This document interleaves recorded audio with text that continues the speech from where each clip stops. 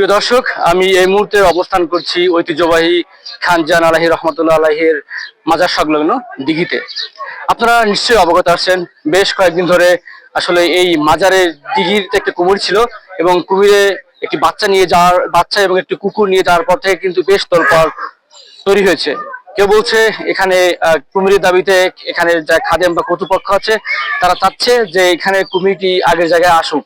আবার আমি এখানে বেশ 2 ঘন্টা যাবত এখানে আমি বিভিন্ন পর্যটকদের সাথে কথা বলেছি এবং অনেকের অনেক ধরনের মিশ্র প্রতিক্রিয়া দেখা দিয়েছে। কেউ বলছে যে যেহেতু এটা খানজাহান আলী রহমতুল্লাহ আলাহির একটি ঐতিহ্যবাহী যে কুমিরের জন্য অনেকে দেখতে আসে, অনেকে মিস করছেন যে এখানে আসার পর কুমিরটা দেখতে পাচ্ছে না। আবার অনেকে মনে করছেন যে এখানে কুমির না থাকাতেই স্বাচ্ছন্দ্যে এবং এখানে পুকুরে গা ভিজাতে পারছেন, গোসল করতে পারছেন, একটি স্বস্তিদায়ক অবস্থা। আবার কেউ মনে করছেন যে এখানে একটি নিরাপত্তা বেষ্টনী দিয়ে কুমিরটাকে আনা হোক। আসলে বিভিন্ন মানুষের বিভিন্ন রকমের মতামত। চলুন আমরা একটু এই মতামতটাকে মানুষের মুখ থেকে শুনে আসি। আমি পিরিজপুর থেকে এখানে ঘোরার জন্য আসলাম। এর আগেও আমি এখানে অনেকবার আসছি, কিন্তু আগের আসার মুহূর্ত এখানে আসার মুহূর্ত সামান্য ডিফারেন্স। আগে কুমির থাকাকালীন মানুষ হয়তো বা কুমিরের আকর্ষণটা দেখতো, তারপরে মনে করতো যে এখানে কুমির আছে, একটা ভয়ও কাজ করতো, পানিতে নামতে চাইতো না। বাট এখন আসার পরে একটু অনন্য রকম আনন্দ মনে হচ্ছে।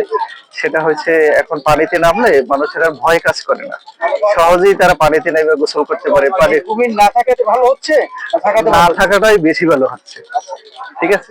কারণ মানুষের একটা ভয়, এক জায়গায় ঘুরতে আসলে যদি ভয়ই থাকে তাহলে ঘোরার আনন্দটা কোথায় পাইলে? এই জন্য ওইটা এখন আরো বেশি ভালো মনে হচ্ছে। এটা সরকারের একটা ধন্যবাদ দেওয়া উচিত কুমিরটা নিয়ে যাওয়ার জন্য। এটা অ্যাক্সিডেন্টের পরে আগের আসা যেহেতু হলো, তো মেন উদ্দেশ্য হচ্ছে মাজারে আসার উদ্দেশ্য হলো কুমির দেখা, বাচ্চাকে নিয়ে আসা। সেই জিনিসটা আমাদের এখানে নাই এখন, এটা খুব কষ্টকর বিষয়। আবার কুমির থাকতে তো না, কিসে আতঙ্কের কাজ? সবাই তো মানুষ মানত করতে আসে, মানত করে দেয়, মুরগি ছাগল টাগল এখানে দেয় মানত করার জন্য। কিন্তু ওই জিনিসটা এখন রাখে নাই। আগে ছিল, কয়দিন আগে সে দেখছি, তারপরে এখন দেখি নাই, খুব কষ্ট লাগে। এখানে একটা বাচ্চাকে কুমির ধরে নিয়ে, হ্যাঁ, এটা শুনছি। আমি বাগেরহাটেরই সন্তান, বাগেরহাট সদরেই আমার বাড়ি, আমি এখানেই থাকি। কিন্তু আমাদের এই যে আমাদের যে দিঘি, এটা একটা ঐতিহ্য, মানে অনেক পুরানো।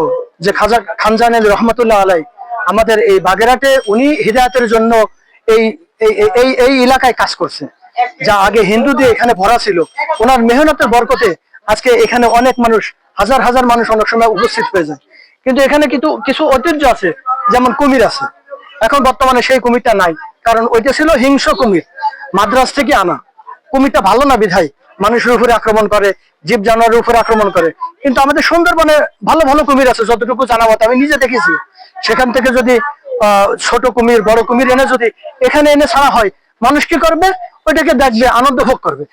আর এখানে গোসল করার জন্য যে সাইডে যে বর্তমানে যে আধুনিক প্রযুক্তিতে যে স্টিলের যে বারগুলো আছে, সেগুলো দিয়ে যদি একটা ব্যারিকেড দিয়ে যে ঘাটে যেখানে মানুষ গোসল করে এতটুকু জায়গা যদি সেফটি দিয়ে দেয়, তো কমসে কম গোসল করতে নামলে তার বাহিরে যদি কুমির থাকে তো কি হবে?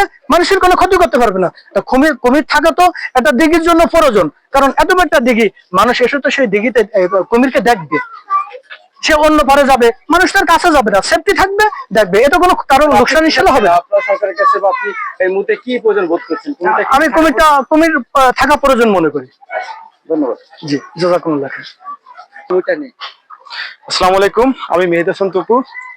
আজকে দেখেন, আজকে 1 সপ্তাহ হয়ে যাচ্ছে এই দিঘিতে কুমির নাই। আজকে 640 বছরের ইতিহাসে কখনো এই খানজাহান আলী মাজারের দিঘিতে কুমির শূন্য হয় নাই। আজকে 6টা দিন কুমির শূন্য এই দিঘিতে। আসলে এই যে ব্যথাটা, দুঃখটা কাউকে বোঝানোর মতো নয়। খানজাহান আলী পীর সাহেবের মেইন মাজারের আকর্ষণই ছিল কুমির। মানুষ দূর দূরান্ত থেকে আসতো মাজার জিয়ারত এবং কুমিরটা দেখার উদ্দেশ্যে। এই ঐতিহ্যকে আমাদেরকে ধারণ করতে হবে, ফিরিয়ে আনতে হবে।